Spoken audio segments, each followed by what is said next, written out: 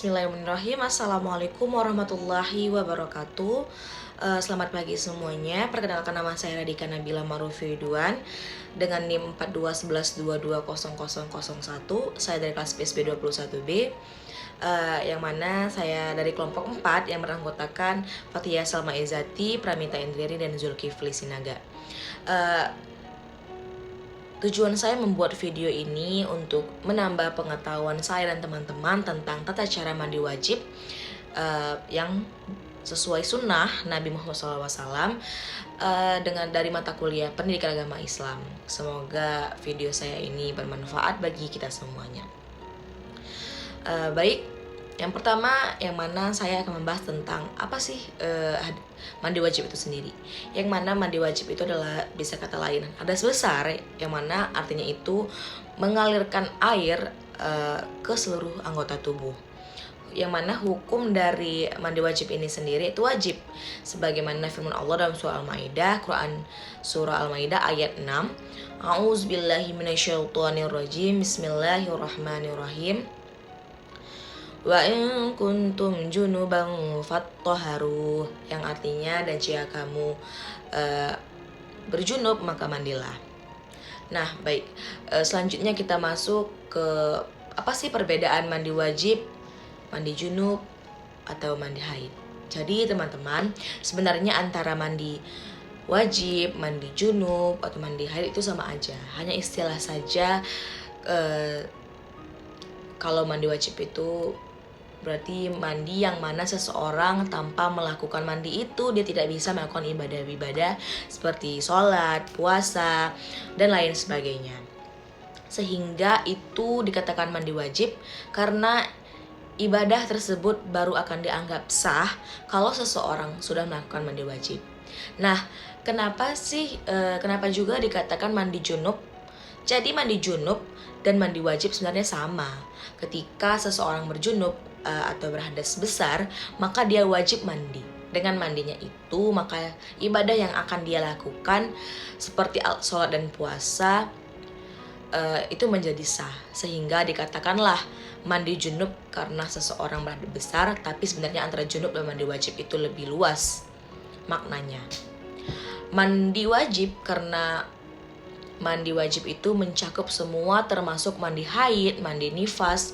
Hanya perbedaannya kalau mandi wajib atau mandi junub dengan mandi haid dan mandi nifas itu berbeda di persoalan niat. Kalau mandi wajib itu niatnya mandi wajib karena junub itu niatnya karena nawaitul ghusla lirafil hadasi minal janabati farudalillahi ta'ala. Kalau mandi haid karena haid, nawaitu lirafil hadasil akbari minal haidi farudalillahi ta'ala. Jadi bedanya cuma di kata janabati dan haidi. Misalnya mandi wajib karena nifas, itu kita ganti minal janabati jadi minal nifasi farudalillahi ta'ala. Jadi perbedaannya di situ. Kemudian pada prosesnya ini khususnya untuk mandi junub dan mandi haid atau mandi nifas untuk perempuan. Kalau mandi wajib misalnya karena setelah berhubungan, untuk perempuan itu tidak perlu melepas ikatan rambutnya dan tidak perlu menyelah-nyelah sampai ke akar rambut. Berbeda dengan mandi haid, mandi nifas, itu ulama berbeda pendapat, tapi yang lebih masyhur ikatan rambut itu harus dilepas dan semua rambut harus basah. Berbeda dengan mandi dengan mandi biasa, karena setelah berhubungan, jadi ini khusus untuk perempuan, teman-teman. Jadi itu perbedaannya di situ. Nah, perbedaan mandi wajib dengan mandi sunnah seperti apa? Jadi kalau mandi wajib itu dilakukan karena seseorang berhadas besar, apakah karena haid dan nifas, apakah karena berhubungan atau keluar sperma bukan karena berhubungan, misalnya keluar karena mimpi dan lain sebagainya, maka itu dikatakan sebagai mandi wajib. Sedangkan mandi sunnah itu dilakukan untuk melakukan ibadah-ibadah, misalnya ketika kita akan ihram, mau memasuki Mekah, atau mau melaksanakan sholat Idul Fitri maupun sholat Idul Adha, sholat Jumat, dan sebagainya. Yaitu dikatakan mandi sunnah karena itu tidak diwajibkan bagi seseorang yang tidak punya kesempatan untuk melakukan itu. Bisa tetap melakukan ibadah, misalnya sholat Jumat tanpa mandi, itu masih sahnya. Di situ perbedaannya teman-teman. Jadi setelahnya itu berpengaruh atau tidak. Kalau mandi wajib itu tidak akan sah puasa, sholat itu kita lakukan, kita belum melakukan mandi wajib. Jadi perbedaannya di situ. Jadi kalau ada pertanyaan, sah nggak sih kita belum mandi kalau sholat Jumat, itu masih sah karena dia sunnah. Nah, selanjutnya tata cara mandi wajib yang sesuai sunnah Rasul, yang mana yang pertama itu membasuh kedua telapak tangan 3 kali, seperti kalau kita mau uduk, telapak tangan saja 3 kali dicuci.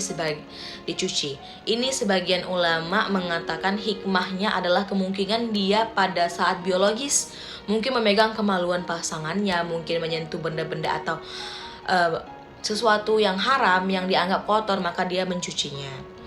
Kemudian yang kedua, mencuci kemaluan dari depan ke belakang. Ya, ini misalnya kemaluan dari depan ke belakang gitu. Secara baik dengan menggunakan tangan kiri. Kenapa dikatakan tangan kiri? Karena Nabi Muhammad SAW tidak menggunakan tangan kanan dalam mencebok atau membersihkan diri. Ini dijelaskan dalam hadis Bukhari yang lain. Aisyah berkata, Nabi Muhammad SAW tidak menggunakan tangan kanan kecuali dengan kepada hajat-hajat yang baik, dan tangan kiri menggunakan untuk membersihkan kemaluannya. Kemudian yang ketiga, berwudu, sebagaimana untuk sholat dengan catatan tetap menjaga wudu dari perkara yang membatalkannya dan tidak menyentuh kemaluan dengan tangan manapun. Jadi artinya mencuci telapak tangan, membersihkan kemaluan sampai bersih. Kita mau pakai sabun juga lebih bagus ya, sampai sudah benar-benar bersih, lalu kita wudu. Kemudian setelah wudu, seperti untuk sholat, yang keempat, menyela-nyela rambut dengan jari sebanyak 3 kali. Diambil air jari kemudian disentuhkan ke kepala sebanyak 3 kali. Seperti ini.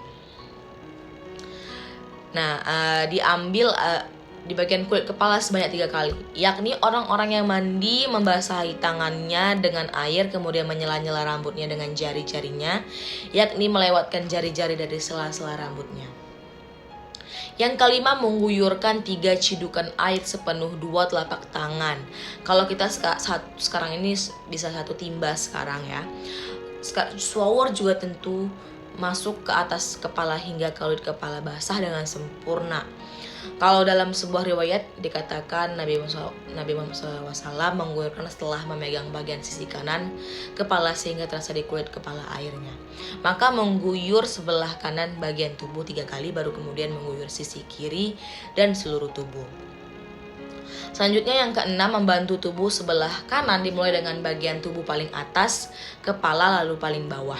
Dibiarkan air mengucur sampai ke bawah, disertai catatan untuk tidak menyentuh kemaluan, serta seperti yang telah disinggung untuk menjaga wudu agar tidak batal. Karena wudu tadi yang dipakai itu dikalau dipakai salatnya, asal tidak batal. Tapi kalau setelah kita wudu lalu kita mandi lalu kita pakai sabun lagi, diletakkan di kemaluan tertentu, maka batal wudu yang awal. Nanti kalau mau sholat dia harus wudu lagi. Yang ketujuh, membasuh tubuh sebelah kiri dimulai dengan bagian tubuh paling atas kemudian paling bawah. Kedelapan, membasuh tubuh dengan air secara baik, artinya yang semuanya kena yang sela-sela tubuh. Dan yang terakhir yang kesembilan, disertai catatan agar memperhatikan untuk mencuci ketiak, pusar dan belakang lutut. Ya, ini tempat-tempat yang kadang-kadang tidak kena air. Maka digosok di bagian ketiak. Di sini dijelaskan kemudian bagian pusarnya kan ada lubang.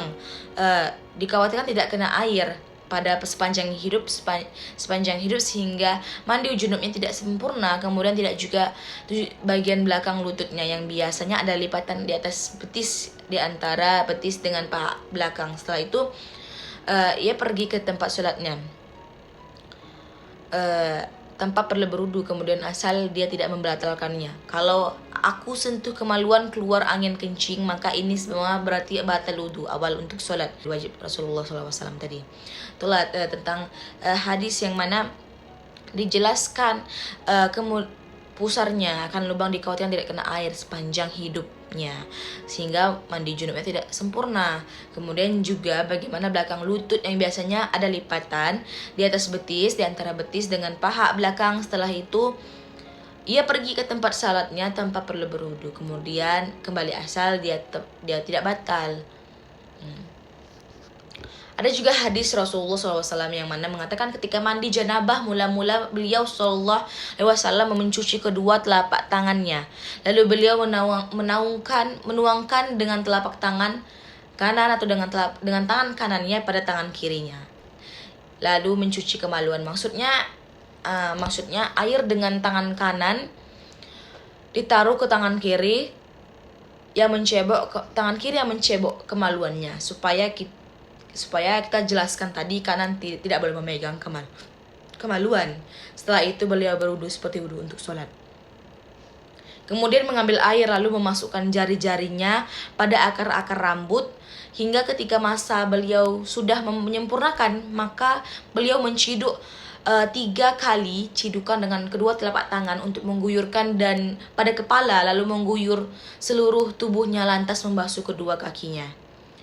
Tidak ada perbedaan antara laki-laki dan wanita mengenai tata cara mandi janabah muslim.